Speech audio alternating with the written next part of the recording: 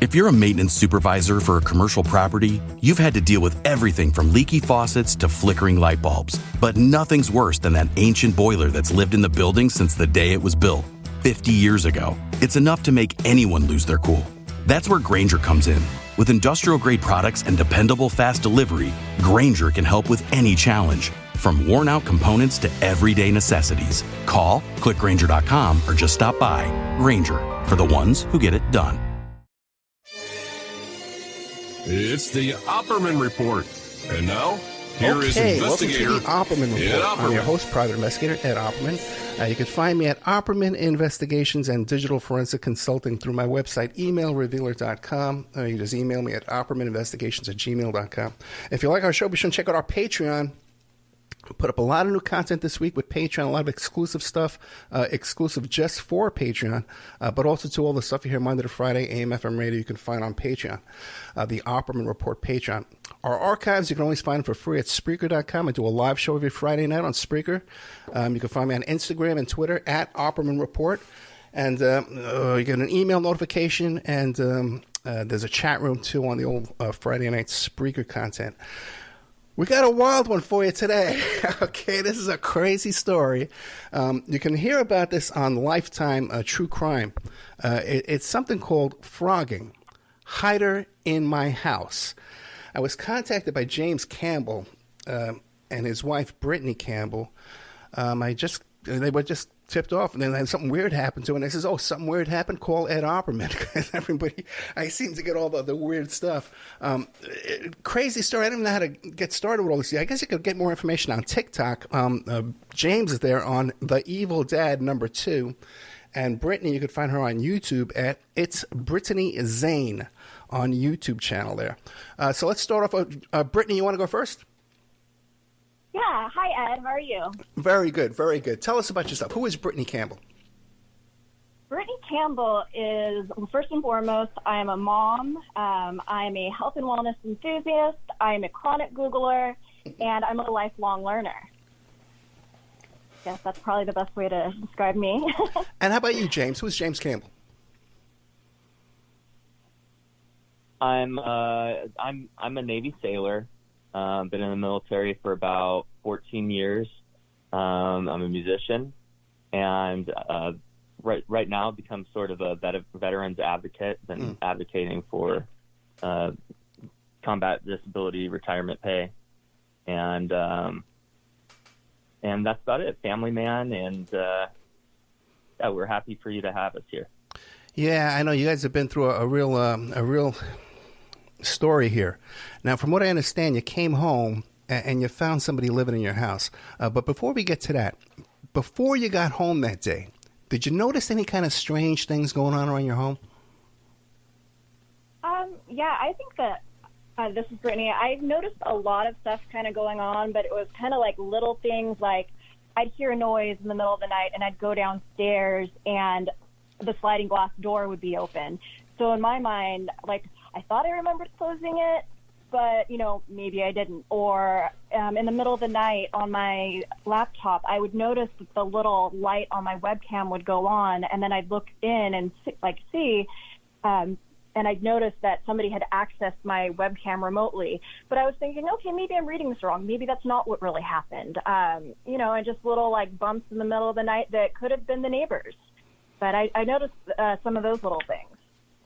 Now, go ahead. And I did notice the noises as well, but I was initially dismissive of them because we were living in a duplex home, thin walls. It was just military housing, and our neighbors, they were loud. So any noise that you heard from the neighbors, you were going to hear them running up the stairs or pounding on the walls, their doors slamming. If they were mad, doors slammed. It was likely them. And how long was this going on? How long was this going on? A few months. Okay. So then take us to the day you come home. So we had been traveling all day. We were coming back from, we had a family emergency in California. We were coming back to Hawaii from there. We were all tired. We had been traveling Space A on a military flight. we drive up to the house, and I noticed that James's road bike was outside. And this was a bike that was a pretty prized possession of James's, and he never left it out. So I kind of turned to him. I'm like, "Hey, James, did you leave your bike outside? Like, did you let the neighbor borrow it while we were gone?" I just thought that was really off. Yeah. So after Brittany had drawn attention to that, I went to the garage. I opened it up. It wasn't automatic, so I had to put the key in, slide it up, and once it was open, it was very apparent that something happened. We were thinking we got robbed. That we had just moved there not too long prior. I mean, military families move a lot, so we had a lot of boxes in there that were just unopened and stacked, and all those boxes were just torn apart. Everything was thrown everywhere in the garage. It was a disaster. It looked like a bomb had gone off. Right. So we ended up telling the kids stay in the car, and we headed to the front door. Okay. And, you didn't think to just call the cops and wait and not go in? So we were tired, and logic kind of wasn't there in that moment. We had been traveling for over 24 hours because we had to. They say space available flights are pretty grueling. Yeah. And no, I honestly didn't think to call the cops at that moment. How long had you been traveling and left the place unoccupied? We had been gone a week, so we left on September 12th and came back on September 20th. Now, you say this is military housing. That means your neighbors were all in the military, too? That's correct. So I should correct that it's not just military housing, it's privatized military housing. So it's not, the military doesn't own the house. It's operated by a company called Ohana Military. Ohana Military, or Hunt Military Communities. And one thing that confuses a lot of people is it's not actually on the base; it's just outside of the gate.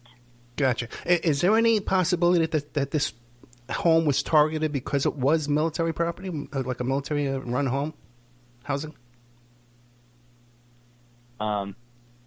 There's a possibility. Okay, gotcha. Okay, so you make contact with this guy. What happens next? So we go up to the front door, and James goes and unlocks the door, and there's some resistance to it. He can't open the door. Right. So I push it a little bit, and then the guy's peeking through the door at me, telling me, "This isn't your home. You have the wrong house." And even my tired brain was just like, "Wait a second, I have the wrong house. How could that? No, I put the key in the door." And then I got upset, and I just remembered seeing a sledgehammer which is like the worst weapon ever. Yeah. But I grabbed the sledgehammer out of the garage and brought it back to the front door, pushed the door open, grabbed the guy out of the house, and he just kind of froze.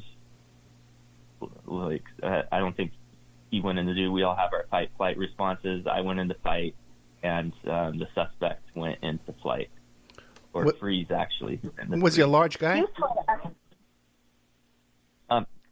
He was taller. He's taller than me. I'd say he's almost 6 foot. I'm 5'9", so maybe he's like 5'11", and he's skinny, and a young guy. He was like 26 at the time, and he wasn't.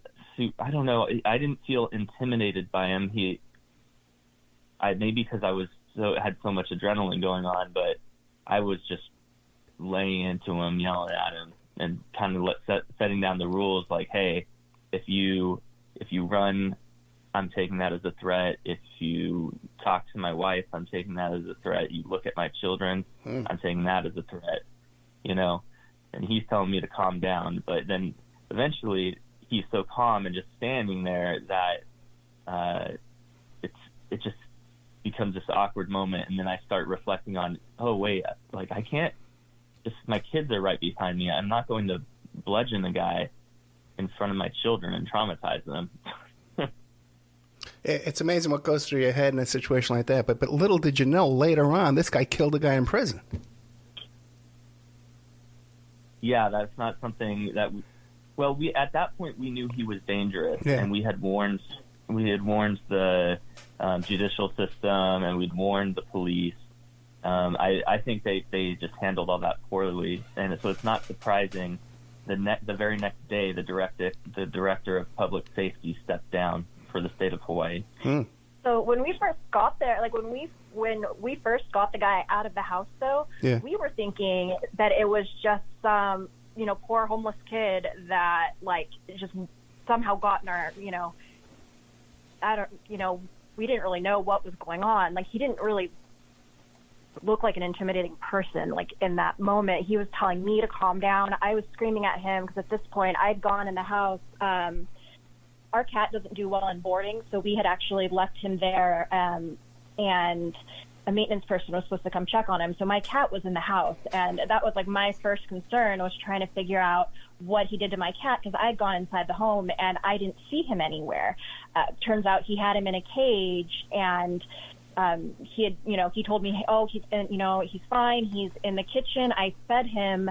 Turns out he was trying to turn the cat vegan, according to his notes, and he had him in a cage in the kitchen. So, I found him, and then, my next thought was, okay, James has him held. I need to call the police.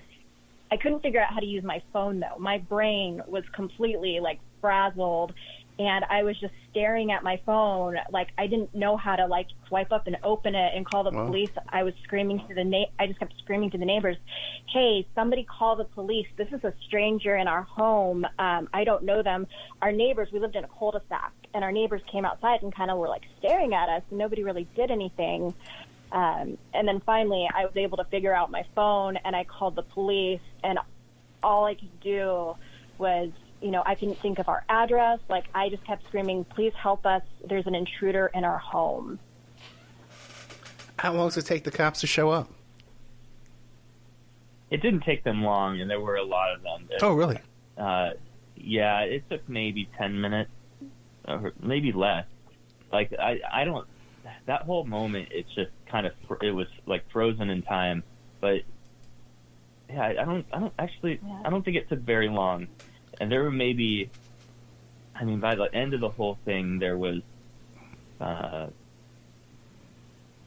don't know, maybe like 8 cop cars, and military police came, and it was a big deal to them. But then we're locked out of the house, and we don't really know what's going on in the house, and we were just waiting for them to clear the scene. And this fellow, so at that point, Ezekiel Zayas, he didn't try to escape your custody? Well, James had a sledgehammer. Okay. Right there, so. Yeah, I told him if he ran, I was gonna. Okay. Like he had him against the wall, kind of cornered with the sledgehammer. Gotcha. Oh, and the kids, how old are your kids? At that point, they were 9 and 12. Oh, they must have been having a heart attack in the car. Yeah. 2019. Well, they came up. One of our boys had to use the restroom, and they come walking up, and they just see their dad with a sledgehammer and this guy, and they're like, "Never mind," and went and got back in the car. Yeah, I had to yell at them, like, "Get back in the car and lock the doors." Okay, so then when the cops come, they just treat this as what, like a squatter situation? What do they treat it as? They treat it as a burglary. Okay. That's the other thing. The statute in Hawaii for burglary, it covers quite a bit of things. So, and at the time, it looked like a burglary. Like when you go in our house, he kind of had our items categorized. Like it looked like he had kind of been looking through what we had, trying to sell things. At first glance, it looked like a burglary. Right. So they charged them with first-degree burglary, which is a felony in Hawaii, and is it can include violent elements. It can include a certain amount of property destruction and things like that.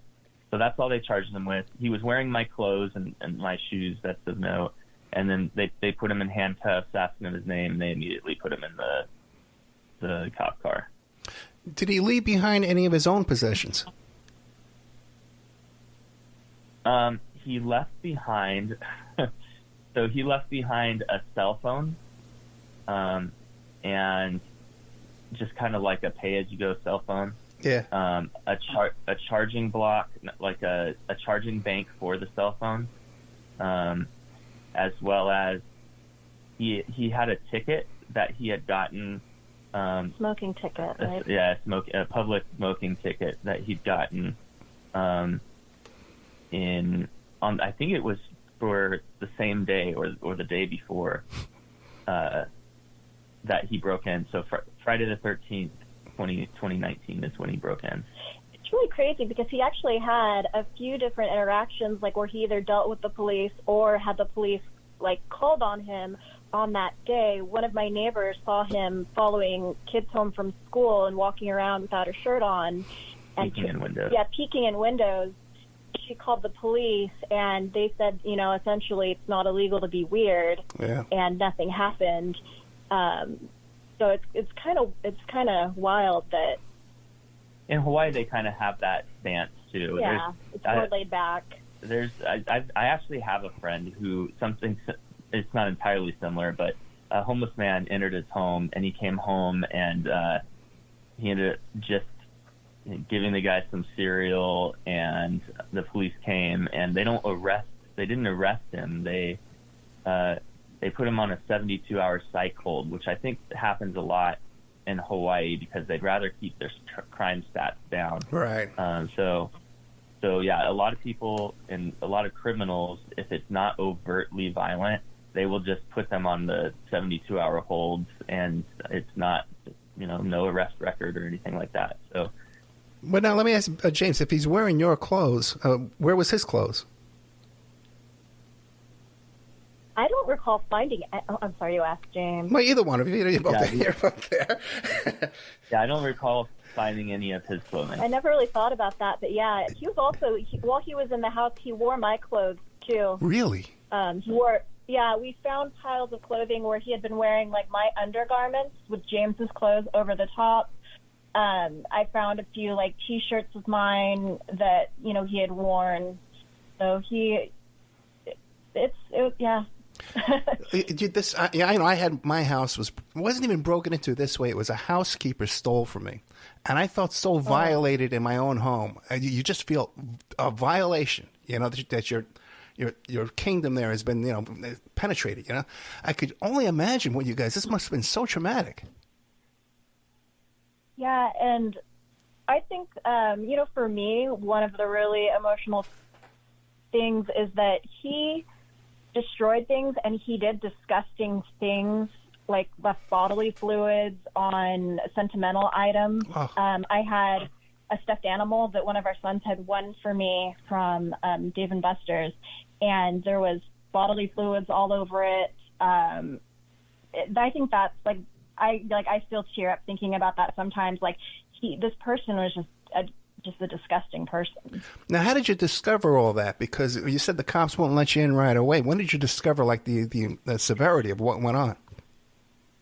So right after the police finished their investigation, I went in briefly, and we just enough to see, okay, this is a crime scene. Everything's like all our belongings are everywhere.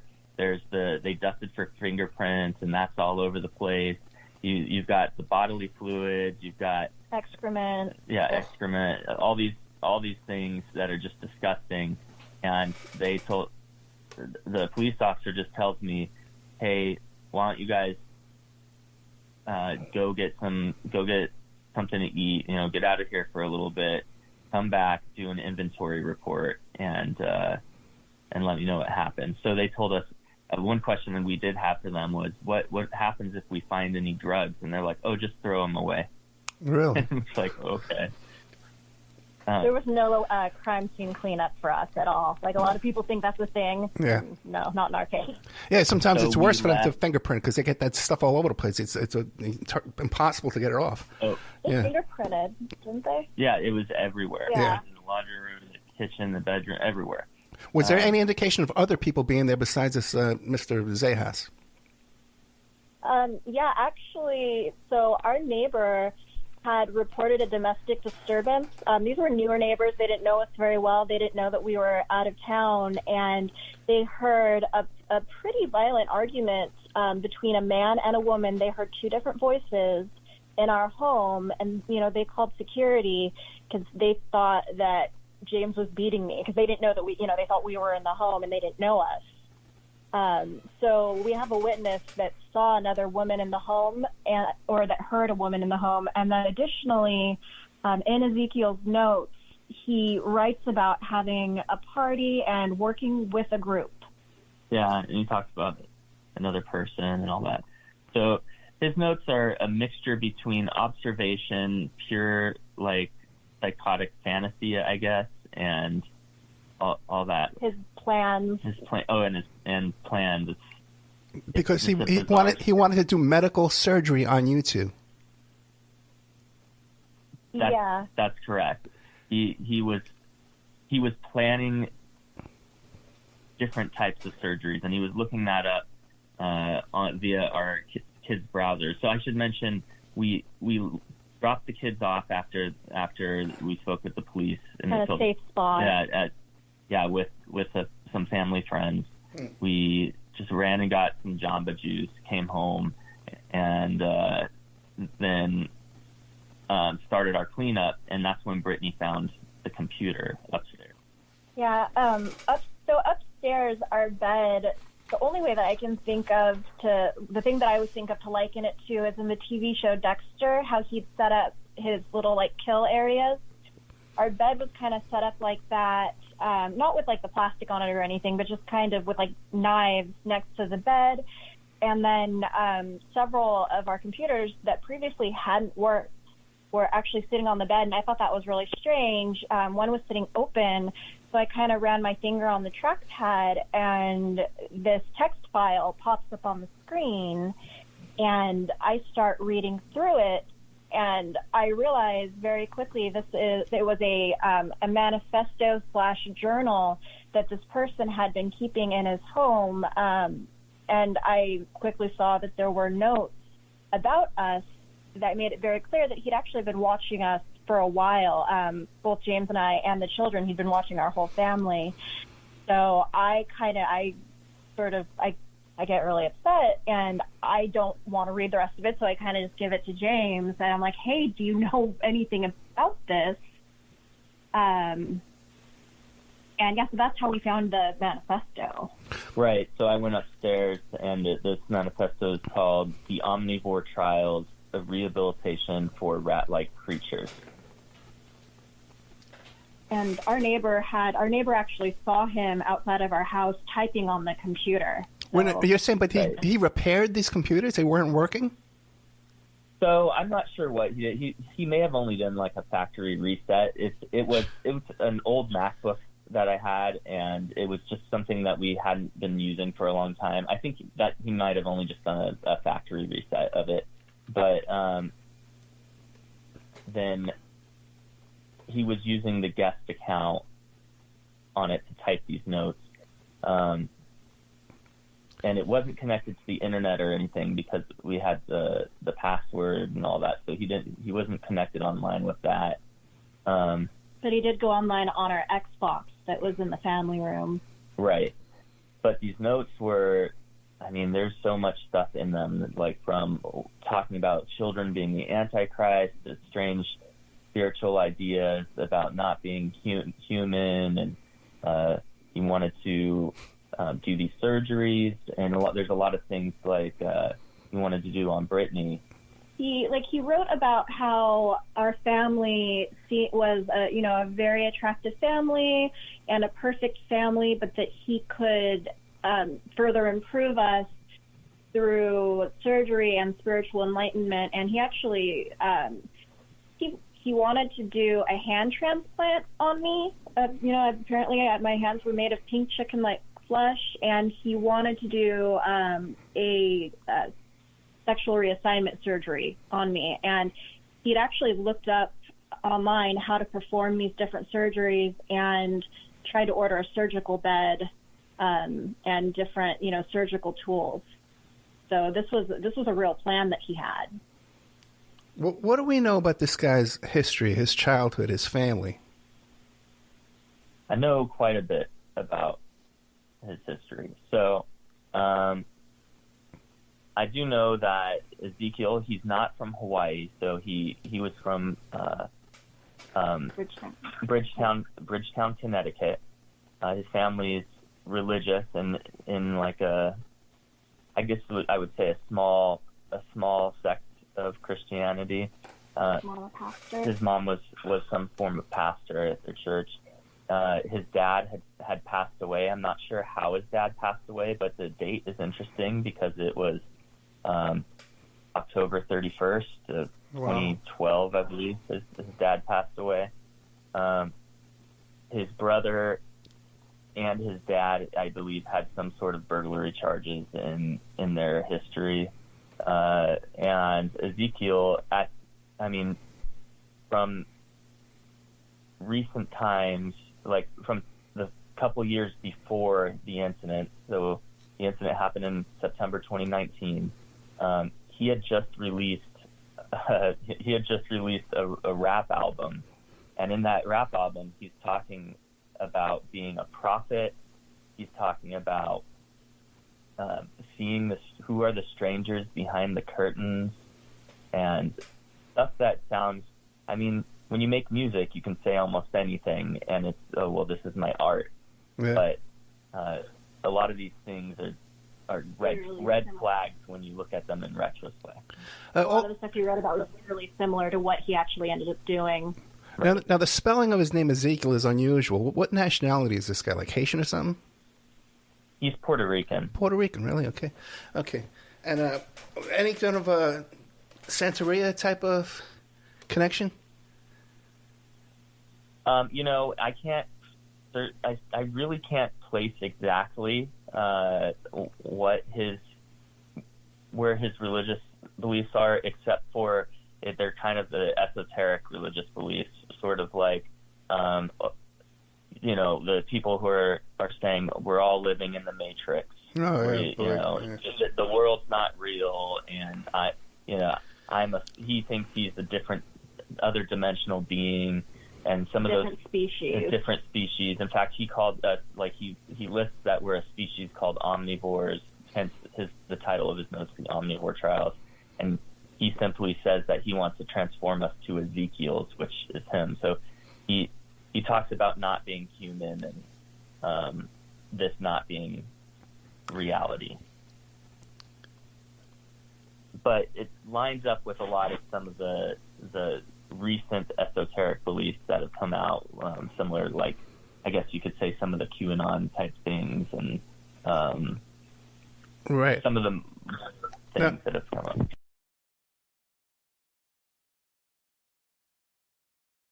Now, you have a friend or an associate or something, and she became aware of this story, and she told you to contact me. How do I fit into all this? What makes me the expert on this stuff? So, actually, it's not. So, and I'll just say it. I was in a PTSD treatment program through the military, and it's just, you go to groups and do yoga, that type of stuff. And one of the nurses there heard my story. I don't even remember her name, but we had a pretty in-depth conversation about everything. And she's like, you need to contact Ed Offerman. He's a good guy. He's done private detective work for years. And I believe she said that you've written a book, or you've discussed with other authors and things like that. And so she just said, you're the guy to contact. Yeah. So, you're lucky me, right? Lucky it out. Yeah. So, I was actually contacted. So when I contacted you, it was less on the radio side or the trying to get an interview or anything, but it was more on I've never contacted a private investigator before, but it was kind of just I wonder what would happen if I contacted you. And here we are. Okay. Here we are. Now, when you mentioned PTSD, this had to have aggravated PTSD. This is a hugely traumatic situation. Everyone in our family now is what is the word? I can't think of the word. Traumatized. Well, everybody officially has PTSD in our family. We all have doctors who said that we have PTSD. I went to a PTSD inpatient facility. James has.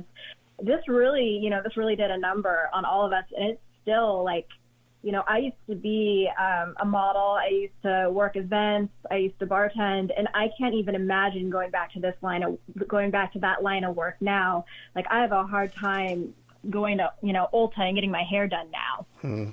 Right, and I had PTSD from like combat traumas prior to this. So, and it wasn't like, honestly, I was getting by with that, but I wasn't like really getting treatment. And then after this, it was like, okay, time to get treatment for the PTSD stuff, because it can be super disruptive. Now, in our text messages on Facebook, you mentioned that there's some kind of a cult connection to this. He's connected to a cult. Is this his family you're talking about with the Christianity? No, there's more. Okay, there's more. What do you got there? So basically, and I'm not going to go to all the details of the cult, but basically, we mentioned there was a female suspect who was never identified, and in the notes, it has some very specific, like,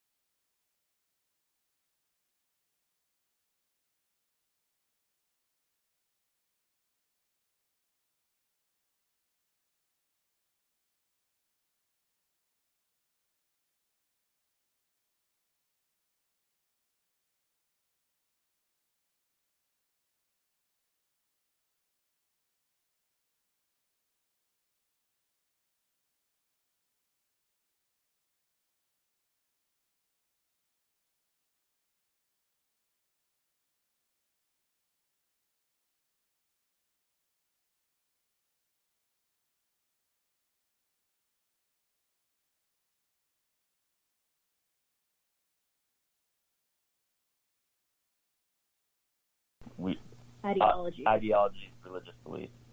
So months later, we ended up getting a call from a woman, and this woman says, "Let me talk to the kids." And I say, "Who is this?" And she goes, "Let me talk to the boys." And I'm like, "No." And she hangs up. I'm like, okay, that was weird. But then Brittany went and reversed her phone number, found her social media, and she's part of this cult that shares many of the same ideologies that Ezekiel had. And then I got another call from another person in this cult, and he just says, "I didn't think you would answer," and he hangs up.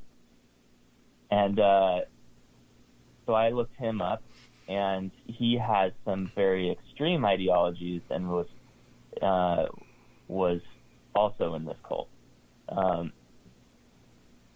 So I started researching them quite a bit, and let's just say the more I find out, the more it seems likely. I went into it with a lot of skepticism, saying, okay, you know what, James, you're paranoid.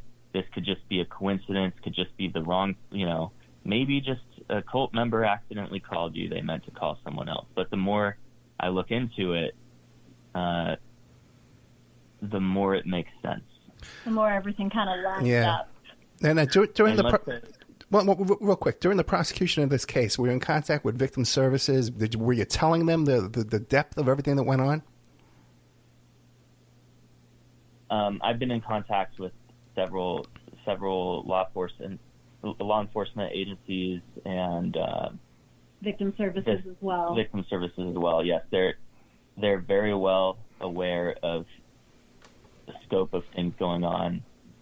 The problem is that even if they could link exactly, definitively, that Ezekiel's part of this cult, they can't, as law enforcement agencies, unless they can definitively prove conspiracy, meaning the cult said, hey, Ezekiel, go attack the Campbell family or go attack these other people. They can't really do anything about it, because if you're going to a Christian church or a Buddhist temple or whatever, and one of the members of the congregation does something wrong, it doesn't implicate the rest of that group. So it's very difficult to prove conspiracy. No, I'm familiar with that. Yeah, I'm familiar with that. Now, how did you get involved with this Lifetime TV show, Phrogging, Hider in My House? They contacted you? You contacted them? One day, just out of nowhere, my mom called me, and they had called the landline at my parents' house. I haven't lived with my parents in over 15 years, and they talked to my stepdad, and he was kind of like, I can neither confirm nor deny that I know Brittany. We had kind of told our family about some more stuff with the cult, and he thought it was someone from the cult, contacting them. So he ended up calling me, and he's like, hey, I didn't confirm that I even know you, but this lady gave me her number. I don't know if you want to call her. She says she's a producer. So I kind of Googled her name, and everything kind of checked out. And, I contacted her, and that's what happened. They happened to be doing this TV show already. And then we had done a news report when we were in Hawaii. KHON2 News contacted us, and we were on the news when everything first happened. Somehow this producer came across the clip from the news on YouTube and tracked me down. And but they already had a storyboard. Yeah, they already were. I guess Phrogging isn't really as rare as you'd think. It's something that happens to a lot of people, and it was an idea they already had. We weren't the first. I don't think we were even the first people they contacted. So we just happened to have a story that went along with the TV show they were doing. Right. So they did a pre-interview for us, similar to what we're doing right now. So we had a phone conversation with them, and they kind of brought that back to their writers, and there's just certain aspects, that they're covering, because the whole show, Phrogging, the narrative is it's stories about people where other people live in your house. And so that checked out, that we checked those boxes. But then we have all the other weird stuff that went with the crime, and they're like, that is a that's a different TV show, and some of this stuff is not appropriate for our audience. Well, also, they were doing 2 people per episode. Our story could have been a whole 2-hour special just upon itself. They couldn't even fit in all the details into the small amount of time they had. Has it aired yet? Yeah, it aired in August or September. When did it? Yeah, I think it aired August or September. Are you happy with the results? We haven't seen it. I get a lot of anxiety. That's why, I do my YouTube videos and stuff, and I get a lot of anxiety talking about the situation a lot of the time. So it's hard for me to watch things about what happened. No, I'd say we were happy that it brought some attention to our story. Some of it's negative because, once you get somebody who sees that TV show, then they go take it and they'll turn it into their own story for their own narrative, and they haven't talked or spoken to us. That's redundant, but they haven't spoken to us, but they do a story, and then they add all this extra fluff, like maybe I heard when the sliding doors were closing and opening, I thought the wind knew it. Maybe, I don't know, maybe I said that sarcastically on TV, but I don't, that's nothing that I ever thought. But and then people see their version of the story, and then they think they know everything about the story. And yeah, it becomes this big game of telephone, but really we've only spoken to a couple people. Like, we spoke to the news initially, we spoke to Lifetime, we're speaking to you now, and we've spoken to like 2 other news agencies. I did several radio interviews when the show first came out, but they were pretty brief, maybe 15 minutes tops.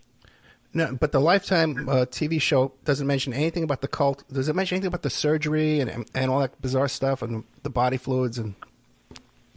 Maybe minimally.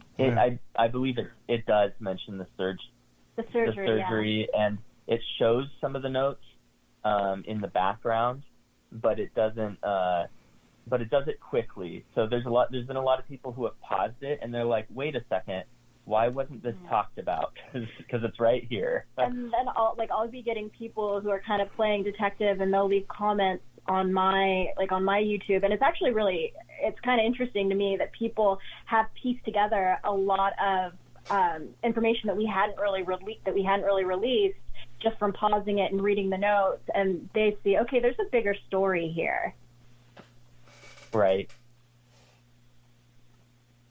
Oh, now what about, this guy's still alive. Ezekiel Zayas is still alive, but he committed a murder while he was in prison? Yeah, there's a bunch of stuff with fitness trials. James knows more about the fitness trials and all that. Right. So Ezekiel, he was initially released right away. Hawaii has a bail reform system, so he was released without paying any bail, even though we had pleaded with him that he's dangerous and trying to hurt our family. So they released him, and then I got upset, and that's when we blew it up on the news. He had left a 40-minute long video where he's naked, and he draws a line down his face and shaves half of it and whispers that he knows nobody wants him to be there. So I sent that to the local news, and it blew up. And then the prosecutors were talking about, well, maybe we can consider different crimes that he committed, like he illegally accessed our electronic devices. That's a crime. Yeah. So they were talking about all that, but they didn't. While this is going on, he ended up robbing a Buddhist studies center. For vandalizing it. Yeah. He got charged with another burglary charge, basically.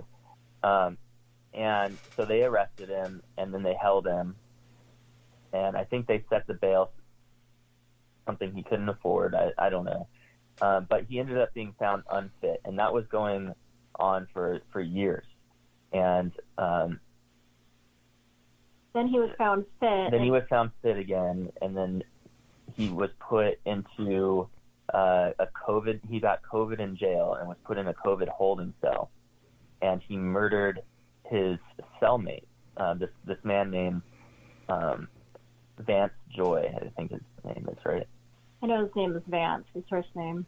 So it's this 60-year-old man, and this guy's been in and out of jail for years and years. I guess they must have had an argument, or I don't know what happened there, but he ended up stomping this man's head in, and the police there was a third person in the cell. The guards let that person out of the cell, and then they shut the door, and then they say the locking mechanism failed, and then Ezekiel stomps this man's head into death. Wow. The man's name was Vance Grace. Vance Grace. Vance Joy is the artist. It's Vance Grace. It's not Vance Joy, the I think he's a singer. I've never heard of Astra. I never heard of Astra. But now, why do you think he targeted your family? You know, we have a few ideas. One that I can't really discuss right now. Another, I think that he had one primary objective, and that's the thing that we can't really go into. But I think that there could have been other families that he was looking at, and what made us interesting to him was that Brittany had been a former model, and I was, before the military, I was a touring rock musician, and we mentioned, I'm not sure if we mentioned that, yeah, we did. We mentioned that Ezekiel is a musician as well. So we had this music equipment there. And I mean, even one day I was playing piano, and a tall figure came up to the window. I had it up against the window, and there's a walkway over there. Came up to the window while I was playing and kind of like peeked in. And then I got up and had taken off. So we're thinking maybe there were just some of our interests kind of aligned with his interests, and he became obsessed with us. And he became obsessed, like, for lack of a better way of explaining it. Right. But he did tell the detective that our son, because he'd been watching all the kids in the neighborhood, and our son, he had this big stick, right, like a staff almost, that he would place against the side of our house. And what he told the detective was it was God telling him to enter our house because he saw a staff like Moses' staff. But you had indications he was stalking other families as well? Yeah. In his notes. Yeah, so he writes about, this isn't the first house and we need to go find other houses. He talks about it being an operation. It's hard to tell, like, sort in the notes what's fact and or delusion, or it's but there were houses that people had been going in and out of. We had our neighbor across the street believes that there was a man that just walked into her backyard, and she called security, and he ended up leaving. But she, in retrospect, she believes that was Ezekiel. And there was a vacant house next to her house also, and she said that people would go into that home at night. Oh, yeah. During that week that he was released from prison, somebody went into the vacant house, turned on all the lights, and the police had to come and check it out. Oh, we called security, and they wouldn't check it out. They called the regular police. Well, the neighbors did. Yeah. Yeah, and then the police came again. I actually made them search our house again when that happened. Now, was there any indications, like in the manifesto and these notes and stuff, that he was reporting back to other people? Yes. And you've identified those people. Well, so I have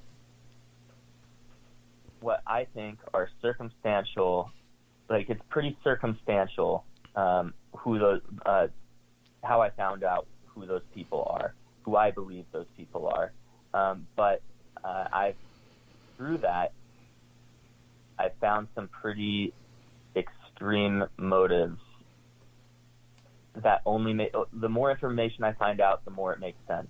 What I haven't done is directly tied Ezekiel specifically to this group. I've tied him to the ideology, but not to the specific group. And that's going to be hard because they're a very secretive group. So. And you say extreme motives. Can you share that, what those motives would be? Not at this time. Okay, that's fine. That's fine.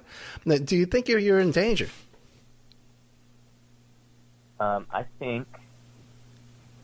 I think that there's a huge element of danger to all this. I don't know. I always think that we're being either monitored or watched or something like that. But I think that there are other people in danger, and that's kind of why we're trying to figure out how to tell our story. Right. I've written I've written our memoir. Well, not the whole thing. I've written 55,000 words, and the plan's like 75,000 for a memoir. But that's going to have to. I'm going to have to clear that with some people too, and there's going to be a whole vetting process. So getting the story out and the full story out in some details is going to be complicated. Okay, and you said, Brittany, that somehow he had accessed your video camera while you were living there, remotely. Yeah. So it's one comment that I get a lot from people that's really frustrating is they're like, "Oh my gosh, you guys are idiots! Like, why didn't you have cameras?" So the first thing that I noticed was that my webcam was being remotely accessed, and so it's like, why would I get more cameras when we're being watched through our webcam? But yeah, I know a little bit about computers, and I knew how to go in and look at like what processes were being accessed and like, the different stuff going on the computer. And to me, it looked like somebody was remotely accessing the webcam and, the little light was turning on. So, and it would just be in the middle of the night. Like I would wake up, I have really bad insomnia. I always have. And I'd be awake in the middle of the night and I'd see that little red light pop on at like 2 a.m, or the computer itself, it would be on sleep mode and it would just wake up out of nowhere, and the camera would be flipped on. Now, this fellow Ezekiel, would he have that kind of expertise and be able to track that down? I really don't know. There's people who have the same name as him online that have computer backgrounds. Maybe they're a different person. Maybe it's him. But, it's just a theory that he would.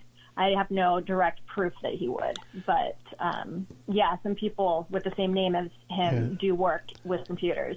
And then if there's the aspect, let's say if there's the school of thought, if it's just Ezekiel, then it would have had to be an Ezekiel. If he's working with, if there were other people that were involved, then there could have been people helping out, or, so, and those are, we can't say definitively. Yeah. I know the group that I've stumbled upon could do that. Right. Okay. And yeah. Here's the thing. We're out of time. Is there anything you want to leave us with? Well, we just appreciate you having us here, and we hope that your listeners can use this maybe as a cautionary tale. Just stay vigilant. You hear a noise, just check it out. You don't need to freak out, but just go check out the noise and listen to your wife when she tells you there's noises in the house. Yeah, it's sort of ironic because my whole life I've always been hyper vigilant about keeping doors locked and things like that. And people have always told me that I'm paranoid. And now, when I hear women talk about, feeling like there's something off, or, the women's intuition, I tell them my story and I'm like, hey, I'm not trying to scare you, but this does happen to people. Like, just because it's out there and just because it sounds crazy doesn't mean it is crazy. Always listen to your intuition. Well, yeah, the Charles Manson cult, they used to call it creepy crawling. They would go into people's houses in the middle of the night and move their furniture around. And one of the guys they did it to, it was the guy who sang that song, The Love Boat, the guy who wrote and sang that song. Right. They went into his house and did this. James Campbell and Brittany Campbell, thank you so much. The Evil Dad 2 on TikTok, if you want to follow up on all this. And it's Brittany, Brittany Zane on YouTube. And the show is called Phrogging, Hide Her in My House, but there's only like half of what the story is on there. Guys, keep me posted on this, okay? Absolutely. Thanks for talking to us. Well, thanks. Thank you, guys.